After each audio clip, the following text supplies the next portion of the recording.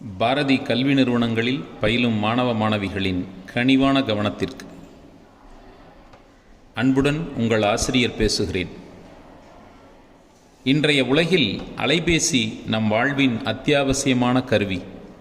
ஆனால் அதை அளவோடு பயன்படுத்த வேண்டியது மிகவும் அவசியமல்லவா? அலைபேசி ஒரு நல்ல உதவியாளர். ஆனால் அது நம்மை ஆளாமல் நாம் அதை அறிவுடன் பயன்படுத்த வேண்டும். அளவான பயன்பாடுதான் பாதுகாப்பான பயன்பாடு.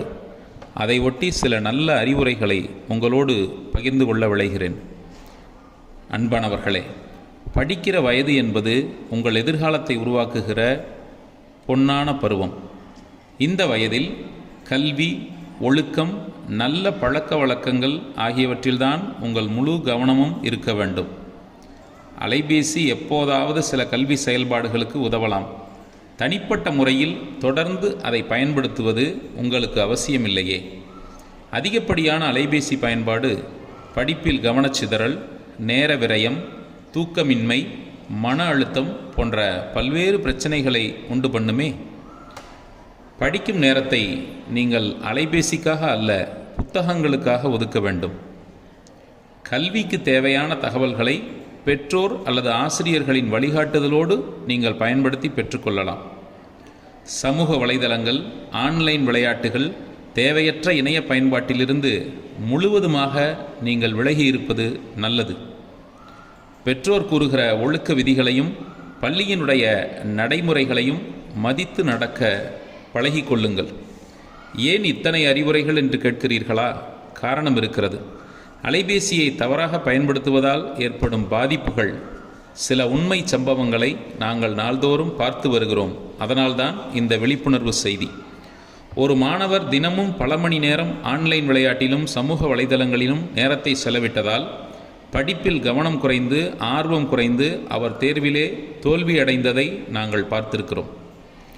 அறிமுகமில்லாத நபரை சமூக வலைதளத்தில் நம்பி தனிப்பட்ட தகவல்கள் மற்றும் புகைப்படங்களை பகிர்ந்ததால் பின்னால் மிரட்டலுக்கும் பண மோசடிக்கும் ஆளான சம்பவங்கள் நாள்தோறும் நாம் செய்தித்தாள்களில் பார்க்கிறோம்.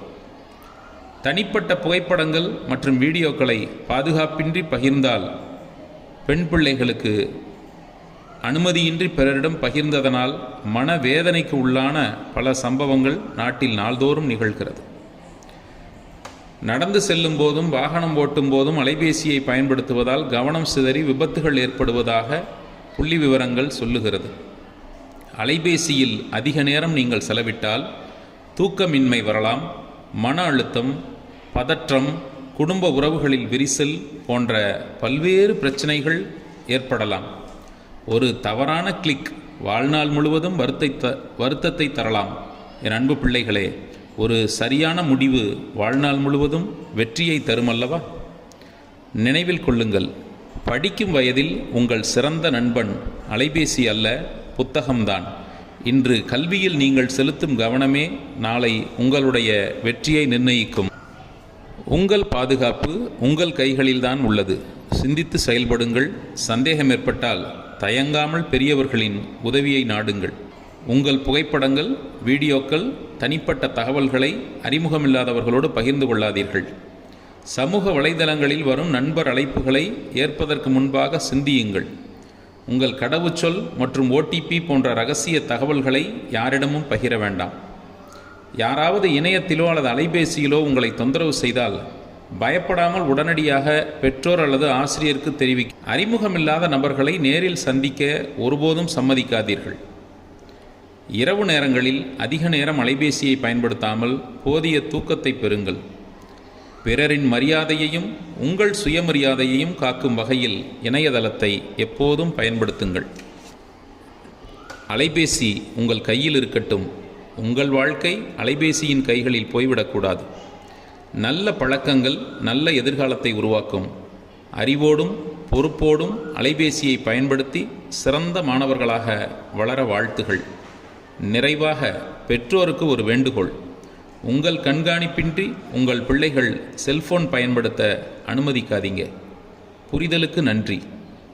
அன்புடன் விழிப்புணர்வு செய்தி, பாரதி கல்வி நிறுவனங்கள் சார்பாக. நன்றி.